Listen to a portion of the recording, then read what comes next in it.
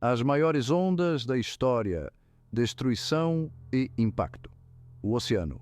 Vasto, belo, imprevisível. Por milênios tem sido fonte de vida e sustento para inúmeras criaturas, incluindo nós, humanos. Mas as profundezas também guardam um poder inimaginável, capaz de desencadear uma fúria que pode remodelar paisagens e deixar rastros de destruição por onde passa. Nosso planeta testemunhou a fúria do oceano muitas vezes, em eventos cataclísmicos que ficaram gravados na história, ondas colossais, impulsionadas por forças titânicas nas profundezas da Terra, irromperam sobre as costas, deixando para trás cicatrizes indeléveis. Neste vídeo, vamos mergulhar nos arquivos e revisitar esses momentos impressionantes, explorando as maiores ondas já registradas. Das ondas monstruosas geradas por terremotos submarinos aos tsunamis imponentes que devastaram cidades inteiras, vamos testemunhar o poder bruto da natureza e o impacto devastador que ela pode ter sobre a humanidade. Preparem-se para embarcar em uma jornada emocionante e, ao mesmo tempo, assustadora, enquanto exploramos as ondas mais poderosas da história. A ira inimaginável, tsunami do Oceano Índico de 2004. Em uma manhã aparentemente comum, em 26 de dezembro de 2004, um rugido abalou as profundezas do Oceano Índico, perto da costa da Indonésia. Um terremoto colossal, com uma magnitude de 9,1, rasgou o fundo do mar, deslocando trilhões de toneladas de água com uma força inimaginável. O resultado foi uma série de ondas gigantescas, conhecidas como tsunamis, que se espalharam pelo oceano em uma velocidade impressionante, como um raio em um dia de chuva. À medida que as ondas se aproximavam da costa, a água recuava dramaticamente, um prenúncio sinistro da catástrofe iminente, como se o mar estivesse respirando fundo para o golpe final. E então, a onda atingiu. Paredes de água, com alturas de até 30 metros, o equivalente a um prédio de 10 andares, caíram sobre comunidades costeiras desprevenidas em 14 países, semeando destruição e caos em uma escala difícil de compreender. Era como se a fúria de 1000 cachoeiras tivesse sido liberada de uma só vez. Vilas e cidades inteiras foram reduzidas a escombros em questão de minutos. Edifícios antes símbolos de permanência foram derrubados como castelos de areia. Carros, barcos e até mesmo casas foram arrastados pela força implacável da água, tornando-se projéteis mortais em meio ao turbilhão. O tsunami do Oceano Índico foi um dos desastres naturais mais mortais da história, ceifando a vida de mais de 230 mil pessoas. Famílias foram dilaceradas, comunidades inteiras foram devastadas e o mundo assistiu com horror à extensão da tragédia, como se um gigante tivesse passado por tudo. As consequências do tsunami foram de longo alcance, como as ondas que se seguem a uma pedra jogada em um lago. Além da perda de vidas incomensurável, o desastre deixou milhões de desabrigados e causou bilhões de dólares em danos. A comunidade internacional se uniu para fornecer ajuda e apoio, mas as cicatrizes deixadas pelo tsunami são profundas e duradouras, como uma ferida que nunca cicatriza completamente. O tsunami do Oceano Índico de 2004 serve como um lembrete brutal do poder bruto da natureza e da importância de estarmos preparados para tais eventos. Assim como nos preparamos para a chuva que sabemos que virá, ele também destacou a necessidade de sistemas de alerta precoce e eficazes e de educação pública para mitigar o impacto de futuros tsunamis, para que não sejamos pegos de surpresa como formigas diante de uma inundação. Embora a tragédia tenha deixado uma marca indelével na psique humana, ela também revelou a resiliência do espírito humano, como uma flor que brota do concreto. Em meio à devastação, atos de bravura, compaixão e autossacrifício brilharam intensamente. Indivíduos arriscaram suas vidas para salvar estranhos. Comunidades se uniram para se apoiar mutuamente e o mundo se uniu para ajudar na reconstrução, mostrando que mesmo diante da tragédia, a esperança e a solidariedade prevalecem. A fúria implacável do tsunami de Tohoku em 2011. Em 11 de março de 2011, a costa nordeste do Japão foi atingida por um terremoto de magnitude 9.0, o mais poderoso já registrado na história do país, como se o próprio Deus do mar tivesse despertado de seu sono milenar. O terremoto desencadeou um tsunami devastador que devastou a costa do Pacífico do Japão, causando destruição generalizada e perda de vidas, como um dragão furioso cuspindo fogo e fúria. A cidade de Sendai, na província de Miyagi, foi uma das mais atingidas, como se estivesse no olho do furacão. As ondas do tsunami, que atingiram alturas de até 40 metros, o equivalente a um prédio de 13 andares, invadiram as defesas costeiras da cidade, engolfando casas, empresas e tudo em seu caminho, como se fossem de papel. Carros foram lançados como brinquedos, edifícios desabaram e incêndios irromperam nos escombros, aumentando o caos e a destruição, como se o inferno tivesse se aberto na terra. O tsunami de Tohoku foi um evento verdadeiramente catastrófico, como se a própria natureza estivesse se rebelando contra a humanidade. Mais de 15 mil pessoas perderam suas vidas e milhares ficaram feridas ou desaparecidas, como se tivessem sido apagadas da existência. A destruição física foi impressionante, com cidades e vilas inteiras reduzidas a escombros, como se um gigante tivesse brincado de cubos com elas. O custo econômico do desastre foi estimado em centenas de bilhões de dólares, um rombo no coração da economia japonesa. O tsunami teve um impacto profundo na sociedade japonesa, como um corte que deixa cicatriz. Além do pedágio físico, o desastre também deixou cicatrizes psicológicas duradouras em muitos sobreviventes, como fantasmas que assombram suas mentes. A perda de entes queridos, casas e comunidades teve um impacto devastador na saúde mental e no bem-estar de muitos, como se tivessem perdido uma parte de si mesmo. O desastre nuclear de Fukushima Daiichi foi uma consequência particularmente trágica do tsunami, como se a ferida não pudesse ser mais profunda. A usina nuclear, localizada na costa da província de Fukushima, foi atingida pelas ondas do tsunami, causando um colapso que levou a um grande desastre nuclear, liberando radiação no meio ambiente e espalhando o medo e a incerteza, como uma sombra negra que se espalha sobre a Terra. O desastre de Fukushima foi o acidente nuclear mais grave desde Chernobyl, em 1986, e teve implicações de longo alcance para a indústria de energia nuclear global, como um grito de alerta para a humanidade sobre os perigos da energia nuclear. O tsunami de Tohoku de 2011 foi um lembrete brutal do poder da natureza e da importância da preparação para desastres. Como um professor severo que nos ensina uma lição que nunca esqueceremos, o desastre destacou a necessidade de sistemas de alerta precoce robustos, infraestrutura resistente a tsunamis e uma forte cultura de preparação para desastres, para que estejamos prontos para enfrentar a fúria da natureza quando ela se abater sobre nós novamente.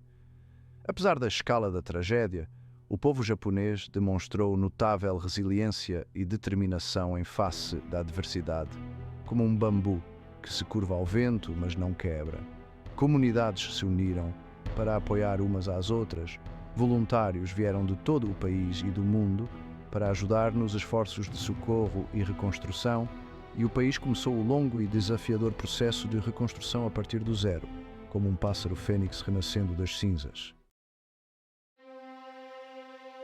A onda solitária de Lituya Bay, um colosso inimaginável. No coração da vasta e indomável região selvagem do Alasca, aninhada entre montanhas imponentes, encontra-se a Lituya Bay, um fiorde profundo e estreito que guarda um segredo aterrorizante como um baú fechado com 7 chaves. Em 9 de julho de 1958, este trecho isolado de água testemunhou um evento de proporções tão épicas que desafiou a crença, a maior onda já registrada na história, um verdadeiro colosso líquido. Imagine um paredão de água, uma montanha líquida, elevando-se a estonteantes 524 metros acima do nível do mar, mais alto que o Empire State Building, como se o mar tivesse se erguido para tocar o céu. Essa foi a realidade assustadora que se abateu sobre a Lituya Bay naquele dia fatídico, como se a natureza estivesse mostrando sua verdadeira força. A causa: um terremoto colossal, com uma magnitude de 8,3, que abalou a Terra ao longo da Fairweather Fault. Próxima, como se um gigante estivesse se mexendo em seu sono. O impacto do terremoto enviou uma avalanche colossal, estimada em 30 milhões de metros cúbicos de rocha, gelo e detritos, despencando das encostas íngremes da montanha e mergulhando nas águas confinadas da baía, como se o próprio Monte Olimpo estivesse desmoronando. A força bruta dessa avalanche desencadeou uma série de eventos cataclísmicos, culminando com uma onda solitária de proporções inimagináveis, como se a própria fúria de Poseidon tivesse sido liberada. A onda monstruosa varreu a baía a uma velocidade de tirar o fôlego, arrancando árvores centenárias das encostas das montanhas, como se fossem meros palitos de fósforo, como se um gigante estivesse varrendo o chão com uma vassoura colossal. A vegetação foi totalmente obliterada até uma altitude impressionante de 524 metros, marcando a fúria implacável da onda, como se a natureza estivesse desenhando uma linha na areia, mostrando até onde sua fúria podia alcançar. Testemunhas oculares, marinheiros em barcos ancorados na baía, descreveram a cena apocalíptica com uma mistura de descrença e terror, como se estivessem vivendo um pesadelo. Um barco de pesca, o Badger, com uma tripulação de 2 homens a bordo, foi apanhado no aperto implacável da onda, como um inseto pego em uma teia de aranha. Milagrosamente, eles cavalgaram a crista da onda monstruosa, sendo lançados sobre uma ilhota e depositados de volta na baía, relativamente ilesos, como se tivessem nascido de novo. Suas histórias angustiantes forneceram um vislumbre vívido da escala e do poder da onda de Lituya Bay, como se estivessem olhando para a face da morte e tivessem sobrevivido para contar a história. Enquanto a onda recuava, ela deixou para trás um rastro de devastação, como se um gigante tivesse passado por um campo de milho. A paisagem outrora familiar da baía foi irreconhecível, esculpida pela força bruta da natureza, como se um artista louco tivesse usado a baía como tela. A onda de Lituya Bay serve como um lembrete assustador do poder bruto da natureza e da capacidade do nosso planeta de desencadear forças que desafiam a nossa compreensão, como se estivesse nos dizendo que somos apenas meros mortais diante da grandiosidade do universo. Capítulo 4. Tsunami de Hilo em 1946. Um rude despertar para o paraíso. A ilha de Hilo, no Havaí, um paraíso tropical conhecido por suas praias imaculadas, vulcões imponentes e cultura vibrante, foi abalada por um rude despertar em 1º de abril de 1946, como se a própria natureza estivesse dando um tapa de luva de pelica na face da ilha. O que começou como uma manhã serena, com o sol brilhando e os pássaros cantando, transformou-se em um dia de devastação, quando um poderoso tsunami, desencadeado por um terremoto distante, atingiu a costa da ilha, deixando para trás um rastro de destruição e perda de vidas, como se um gigante tivesse pisado em um formigueiro. O terremoto, com uma magnitude de 8,6, originou-se nas profundezas das Ilhas Aleutas, a milhares de quilômetros de distância, como se um gigante estivesse se espreguiçando no fundo do oceano. A energia sísmica percorreu o Oceano Pacífico a uma velocidade incrível, criando ondas gigantescas que se espalharam em todas as direções, como ondas em um lago depois que uma pedra é jogada. Sem o benefício dos sistemas modernos de alerta precoce, os moradores de Hilo não tinham conhecimento do perigo iminente, como um bando de ovelhas que não percebem o lobo se aproximando. Quando as ondas do tsunami atingiram a costa, elas inundaram a cidade e as áreas circundantes, causando destruição generalizada, como se o mar tivesse se cansado de ser confinado e tivesse decidido tomar o que era seu por direito. Edifícios desabaram, pontes ruíram e carros foram lançados como brinquedos, como se fossem feitos de papel machê. O distrito comercial de Hilo, localizado perto da orla, foi particularmente atingido, com empresas e casas reduzidas a escombros, como se um gigante tivesse brincado de blocos de montar com eles. O tsunami de 1946 ceifou a vida de 159 pessoas em Hilo, deixando muitas outras feridas ou desabrigadas, como se a morte tivesse passado por lá com sua foice.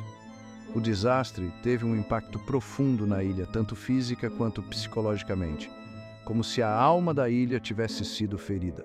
A perda de vidas e a destruição generalizada deixaram cicatrizes duradouras na comunidade, como se o tempo tivesse parado naquele dia fatídico. Nas consequências do tsunami, os Estados Unidos estabeleceram um centro de alerta de tsunami do Pacífico, com sede em Honolulu, Havaí, como se estivessem dizendo nunca mais.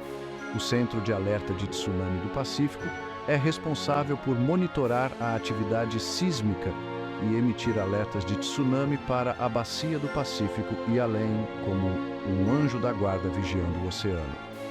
O tsunami de Hilo de 1946 serviu como um lembrete brutal do poder destrutivo da natureza e da importância da preparação para tsunamis, como se a natureza estivesse nos ensinando uma lição valiosa. Capítulo 5. A fúria do furacão. Irene. Quando Nova York enfrentou a ira do oceano.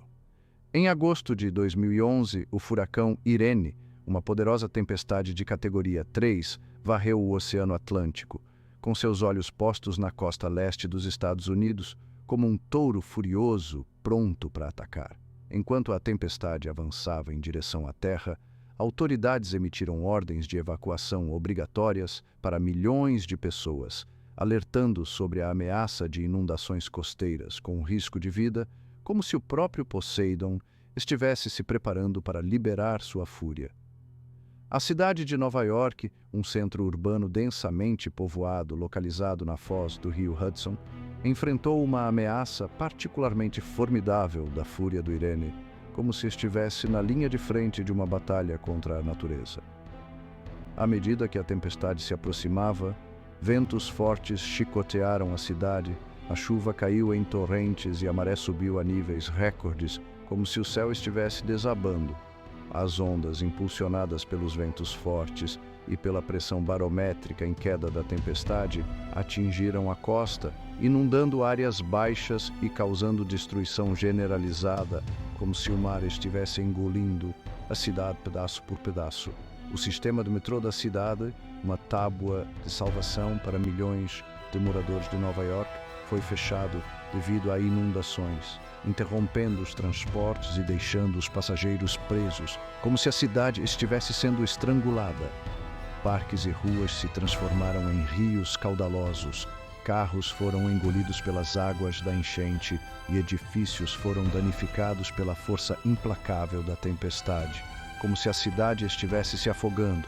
A icônica Times Square da cidade, geralmente um centro movimentado de atividade, ficou assustadoramente deserta quando a água da enchente invadiu a área, como se a cidade estivesse prendendo a respiração. Embora o furacão Irene não tenha atingido Nova York com força total, como inicialmente temido, a tempestade serviu como um lembrete aleccionador da vulnerabilidade da cidade a eventos climáticos extremos, como se a natureza estivesse dando um aviso. Os danos causados pela tempestade, estimados em bilhões de dólares, destacaram a necessidade de investimentos em infraestrutura resiliente e medidas de mitigação para proteger a cidade de futuras tempestades, como se a cidade estivesse se preparando para a próxima rodada. Nas consequências do furacão Irene, a cidade de Nova York implementou uma série de medidas para melhorar sua resiliência a eventos climáticos extremos, incluindo a atualização de códigos de construção, investimento em infraestrutura de proteção contra enchentes e fortalecimento de sistemas de alerta precoce, como se a cidade estivesse se armando para a batalha contra a natureza. Capítulo 6. O tsunami de Ancash, de 1970, uma tragédia nas montanhas dos Andes. Nas alturas da Cordilheira dos Andes, no Peru, onde picos imponentes projetam-se sobre vales verdejantes, ocorreu uma tragédia de tirar o fôlego em 31 de maio de 1970, como se a própria montanha tivesse chorado lágrimas de tristeza. Um poderoso terremoto com uma magnitude de 7,9 abalou a região de Ancash, desencadeando uma série de eventos catastróficos que deixariam uma marca indelével na história do país, como se o destino tivesse decidido pregar uma peça cruel. O epicentro do terremoto foi localizado no Oceano Pacífico, a cerca de 35 quilômetros da costa do Peru, como se o mar estivesse se agitando em seu sono. O tremor desencadeou um deslizamento de terra colossal no Monte Huascarán, a montanha mais alta do Peru, como se a montanha estivesse se partindo em dois. Milhões de toneladas de rocha, gelo e detritos despencaram da montanha à velocidade de tirar o fôlego, engolfando a cidade de Yungay e as aldeias vizinhas em um piscar de olhos, como se a terra estivesse engolindo tudo em seu caminho. Enquanto a avalanche rugia pelos Andes, ela ganhou impulso, destruindo tudo em seu caminho como um trem de carga desgovernado. Edifícios foram achatados, estradas e pontes desapareceram sob os escombros e milhares de pessoas foram enterradas sob uma tumba de entulho, como se a montanha estivesse se vingando daqueles que ousaram desafiar sua majestade. A cidade de Yungay, antes um centro movimentado de comércio e cultura, foi praticamente apagada do mapa, como se nunca tivesse existido.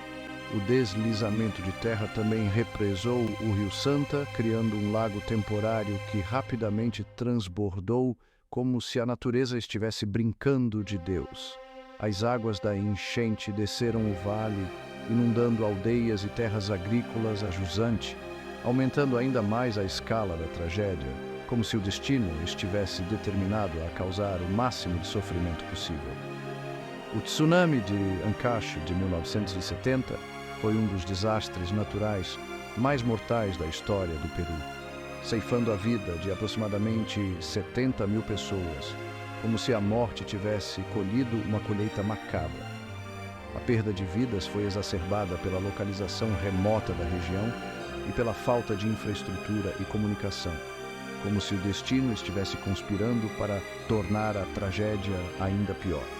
Os esforços de socorro foram prejudicados pelas estradas danificadas e pelos deslizamentos de terra, tornando difícil para a ajuda chegar às áreas afetadas, como se a própria natureza estivesse impedindo a ajuda de chegar. Nas consequências do desastre, o governo peruano e organizações internacionais lançaram esforços maciços de socorro e reconstrução, como se a humanidade estivesse determinada a desafiar o destino e reconstruir o que foi perdido.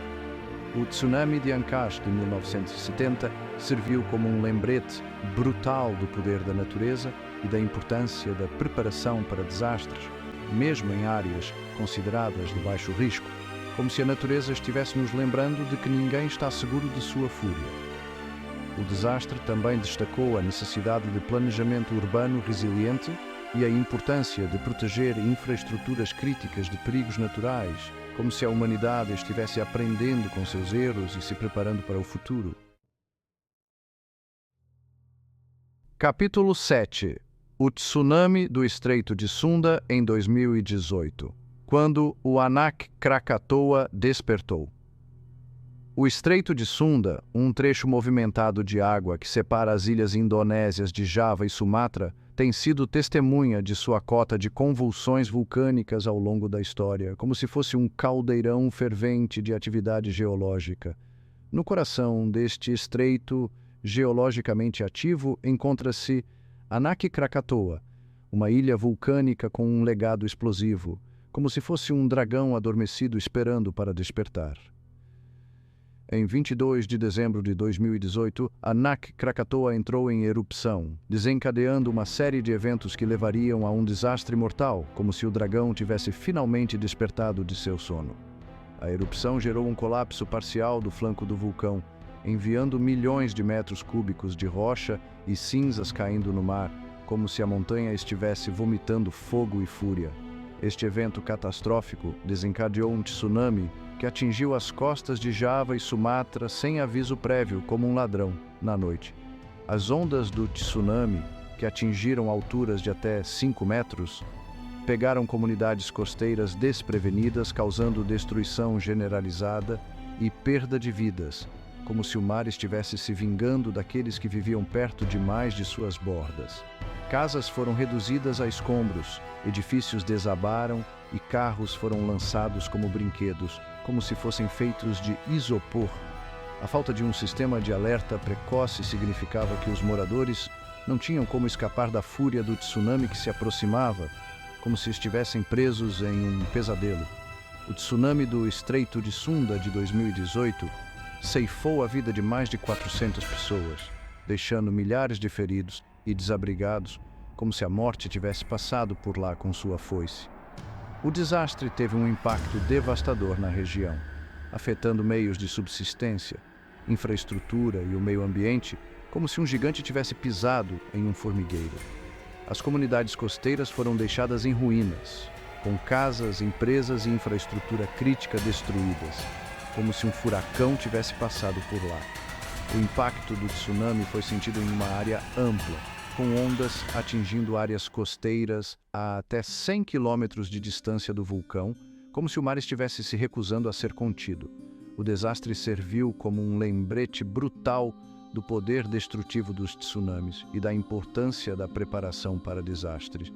Mesmo em áreas consideradas de baixo risco, como se a natureza estivesse nos lembrando de que ninguém está imune à sua fúria. Nas consequências do tsunami, o governo indonésio, juntamente com organizações internacionais, lançou esforços maciços de socorro e reconstrução, como se a humanidade estivesse determinada a se levantar das cinzas e reconstruir o que foi perdido. Sistemas de alerta precoce foram aprimorados, abrigos de evacuação foram construídos e campanhas de conscientização pública foram lançadas para educar as comunidades costeiras sobre os riscos de tsunamis, como se a humanidade estivesse aprendendo com seus erros e se preparando para o futuro. Epílogo: O legado das ondas, uma história de destruição e resiliência. As histórias que exploramos revelam uma verdade sóbria. O poder do oceano exige nosso respeito e exige nossa preparação, como um leão que exige respeito em sua selva. Embora não possamos controlar as forças da natureza que desencadeiam essas ondas colossais, podemos trabalhar para mitigar seu impacto, como um lavrador que constrói diques para conter as cheias. Sistemas de alerta precoce, planejamento urbano resiliente e uma compreensão profunda dos perigos que enfrentamos são cruciais para coexistir com este planeta dinâmico, como um dançarino que aprende a se mover com a música em vez de lutar contra ela. Ao lembrar das vidas perdidas e das lições aprendidas, podemos nos esforçar para construir um futuro onde as comunidades costeiras estejam mais bem preparadas para enfrentar a fúria do oceano, como um guerreiro que se prepara para a batalha. Obrigado por se juntar a nós nesta jornada emocionante, onde exploramos as maiores ondas da história. Que sirva como um lembrete da beleza de tirar o fôlego, mas também do poder potencialmente devastador do mundo natural que habitamos, como um jardim que pode nos nutrir e nos desafiar ao mesmo tempo.